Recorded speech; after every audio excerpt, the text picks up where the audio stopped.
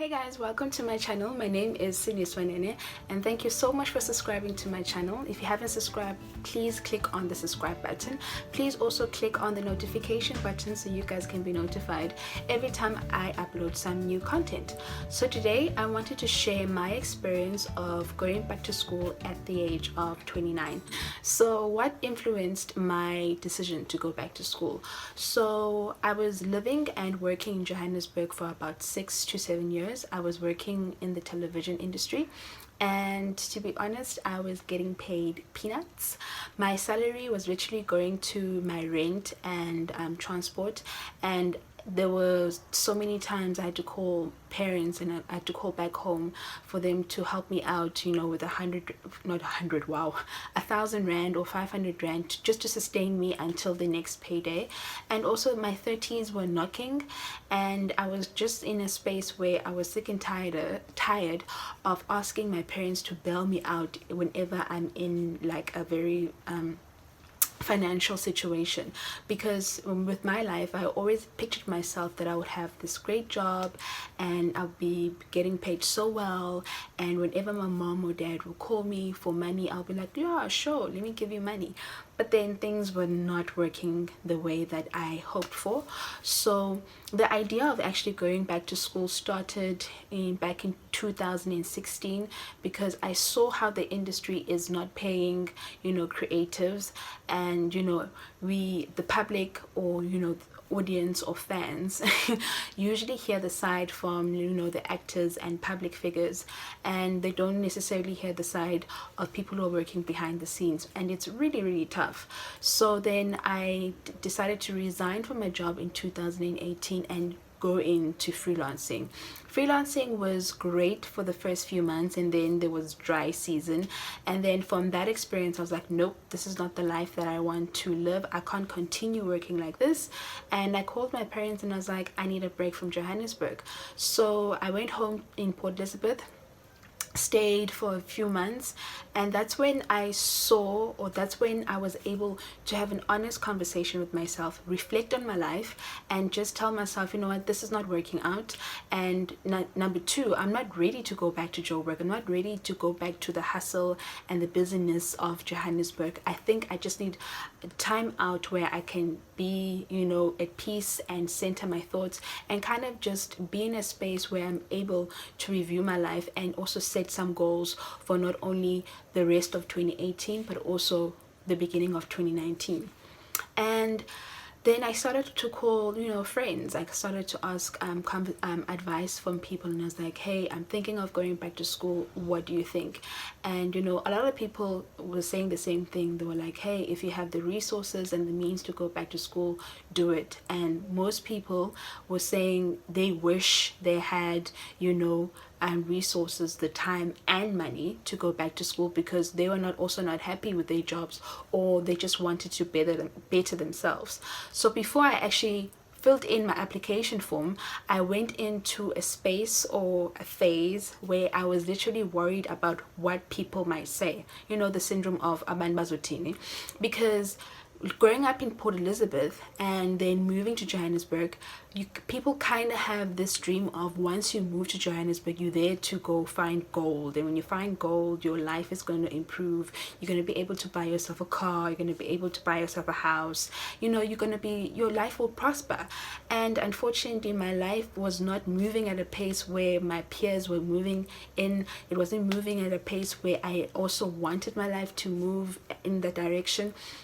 So I kind of was living and entertaining the feelings of being embarrassed, entertaining the feelings of feeling like I'm a failure or I'm useless. So until, you know, I snapped out of it and I told myself, you know what, everyone has problems. We all have our problems. We all have our dreams. We all have our shortcomings. But you know, the beauty about life, you can create an opportunity, and you have an opportunity for, you know, rectifying and correcting your mistakes and actually just having a second chance. So I enrolled at the Nelson Mandela University. I still kept within my passion, which is media and communication, and I just started to go to school. So the number one thing that is obviously a shocker, or not even a shocker, like, wow, when you go back to school and like in your late or mid 20s, is that now I was going to school with kids who are like 10 to 8 years younger than me. So it was a shocker in the beginning, because I was like, oh my gosh, I'm in the class with kids, and this is not only it's embarrassing, but it's nerve-wracking. And even though some of them didn't, they were shocked when I told them my age, but I knew how old I was, and I knew that this is not the life, this is not how I pictured my life to be. But hey, I'm here now, and I'm here to give myself another chance to better myself, not only for my personal growth, but also to finish this degree and hopefully find a job that's going to be able to pay me my worth and what I deserve. So the difference when you're going to school and in your late 20s is that your mindset literally is changed, because now you have experienced in working in the working world, you're older, you've made mistakes in your life, you've learned from your mistakes, so your mindset now is totally different. My mindset was literally to go to school, go to my lecturers. The second my lecturer would say thank you, see you next week, or see you tomorrow, I was out of that classroom. I did have time, but I didn't choose to interact and to socialize with my classmates, not only because I'm older and they're younger. It's just that I wasn't in that space where, or that chapter of their lives where I'm literally excited to go to varsity. I was going back to varsity, and they were experiencing being in varsity for the first time. So therefore I wasn't able to relate with some of them, some of their social interests or social challenges or their dreams or aspirations. But the difference for me was that I was able to be someone that I can advise them whenever they needed advice on if they need like internships within the media industry, because I had friends who were in journalism, hardcore journalism. Some of them were in radio, televisions, magazines, and some of them were entrepreneurs within the digital marketing space. So I was able to point them into, certain people to certain directions. So I was now kind of like the agony aunt, or the aunt who had some kind of answers. And that for me was, I loved it, because when I was in varsity back in 2011-10, I had a lecturer called Lakeya. She is my role model. She is the person that I really look up to, because when I was doing my diploma in journalism, she was the type of lecturer that she would read the materials we would write or we would produce, and she would be able to tell us that, what, you have a strong point in writing for sport, or writing for politics, or I don't know, being a presenter or being a producer. And not only that, and she was able to give us like emails and contact details for people who were already in the industry. So majority of us already had like sustainable, and not sustainable, but already had very good portfolios. We already had contacts and net worth of people that could help us with our career. So looking back at that experience, and then finding myself in 2009 being somehow like for the students, it made me feel good, because I know for a fact that no one is where they are without a helping hand for someone else. Sometimes someone is that key for you to open that door to elevate you in your career, or to just point you into the right direction. The other thing that was very difficult or very funny to experience going back to school at the late age is that I had to let go. I let go of my independence, right? In terms of being able to provide myself, buying myself toiletries, buying myself clothes and all of that. So now I was in a space where I was completely dependent on my parents. So I had to ask for toiletries, I had to ask for new clothes, I had to ask for airtime, I had to ask for data, and that was a complete shocker for me. I had moments where I was really embarrassed. I had moments where I would ask myself, did I make the right decision of going back to school, and especially going back to school full time? Because after you've been able to provide for yourself for such a long time, it's very difficult to know that now you are dependent on someone, and not only you are dependent on them, you actually also share your space. So I had to also navigate and realize that I'm living at my parents' house, therefore I cannot go in and out as I want. I mean, I was raised by very traditional and academic parents, so I couldn't just go to school and then while being at school, if a friend calls me and like, let's meet for drinks, and then I'm like, yeah, I'm coming. I had to always call and be like, Mom, I'm not coming back because I'm meeting Amy or Kanyisa for drinks. So those were some of the dynamics. The other hardcore dynamics were within the Black family. People kind of change how they treat you once you are dependent on a parent, or now that you are not employed or don't have your own sense of income. People changed how they addressed me or how they talked to me, because now I'm not Usindiso who's able to buy herself whatever that she wants, or if we are in a family function and someone says something that didn't sit well with me, I can just call an Uber and go home.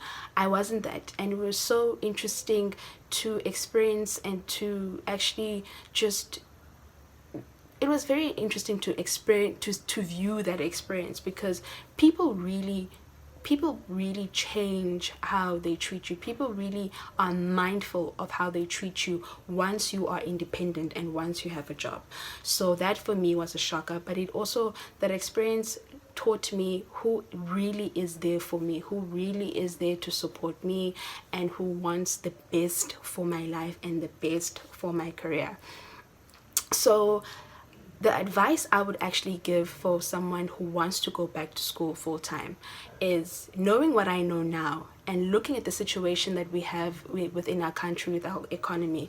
If you are a person thinking of going back to school, I would advise you to try to work again for a full year, and then have money that you save, whether you have a debit order from your bank and they are taking a 1.5 or 2,000 rand from your salary, should you pay a salary that's so amazing, where after you pay your bills you are able to save like 1.5 or 2,000 rand every month.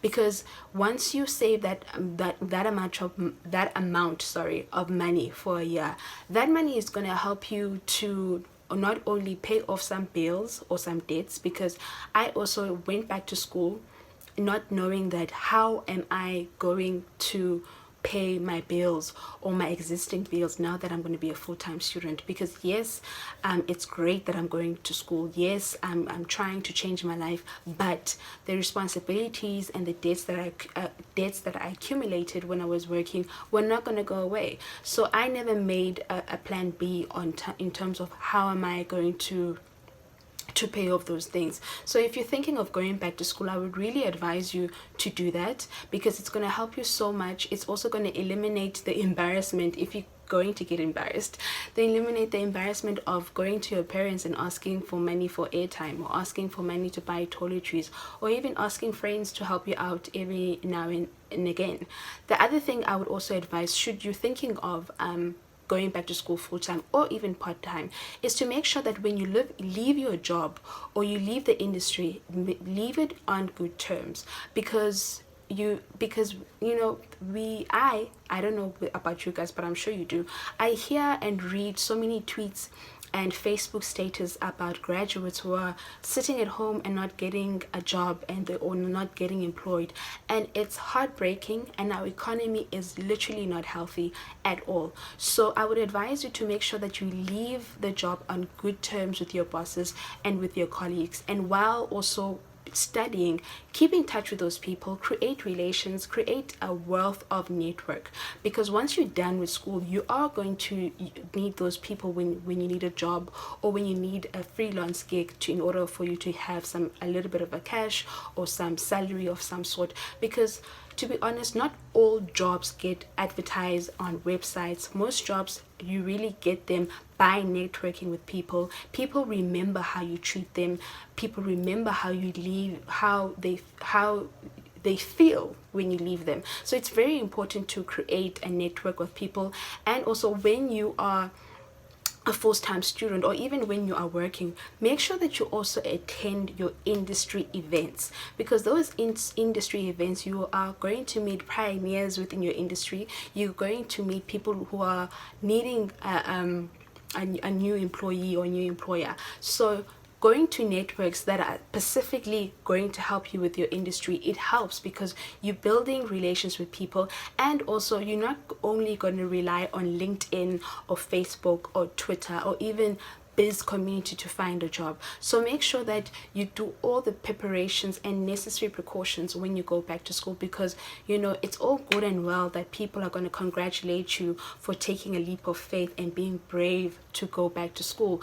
But the reality is, there are responsibilities that need your attention. There are going to be bills that you need to go also pay up to make sure that you cover yourself financially, because money is important, guys. It's so important, because I realize that now that I'm a full-time student, I can't be the kind of friend that I want to be for my friends. I couldn't even be the kind of partner that I wanted to be in my romantic relationship, because I couldn't go to date nights whenever I want to, or to lunch dates whenever I want to.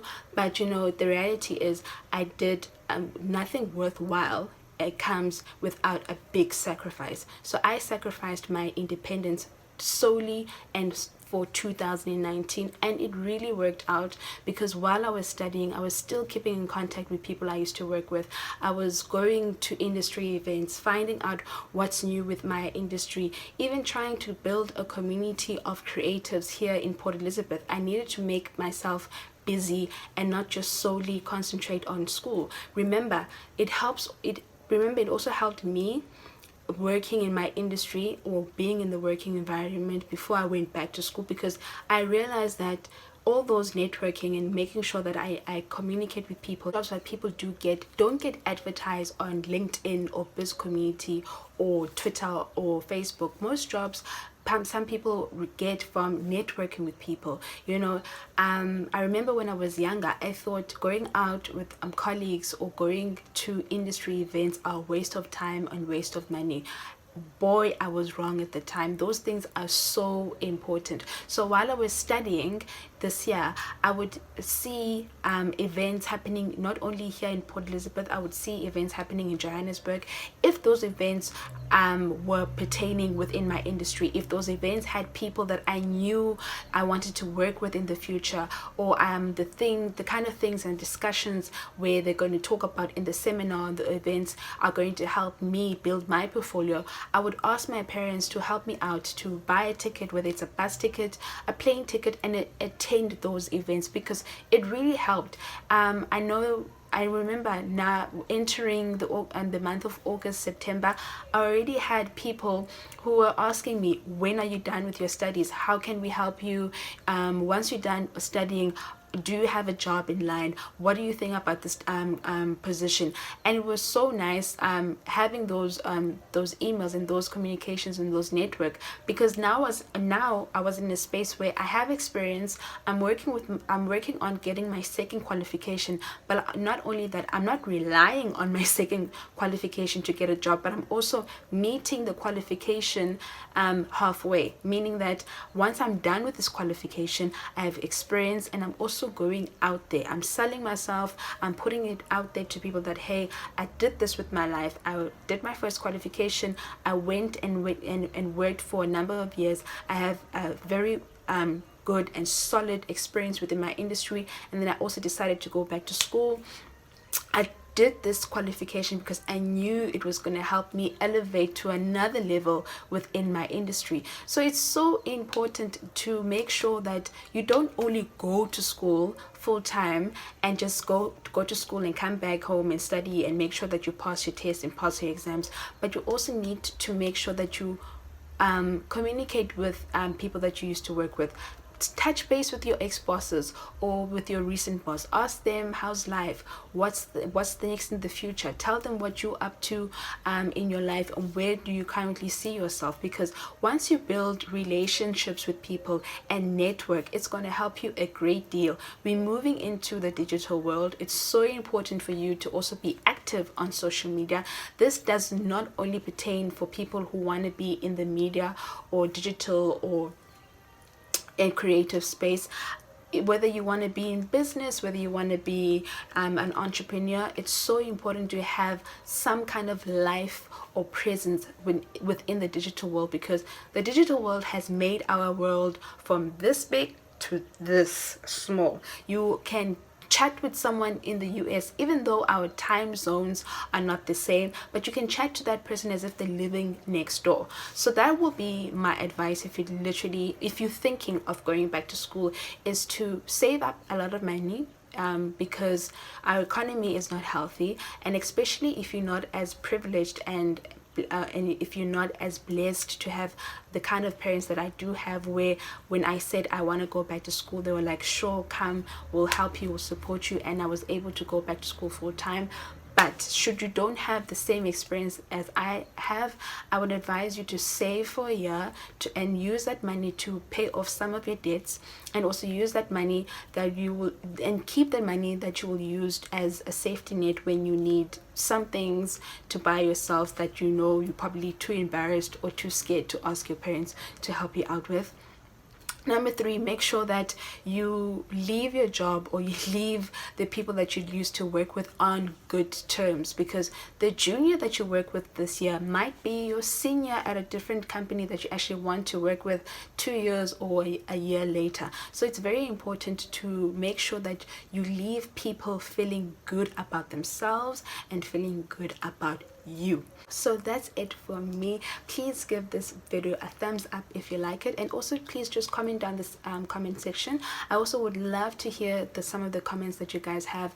Do you want to go back to school? What are some of your fears? What are some of the precautions and preparations that you have done in order to make sure that your academic year is a successful one? But until next time, thank you for watching, and God bless.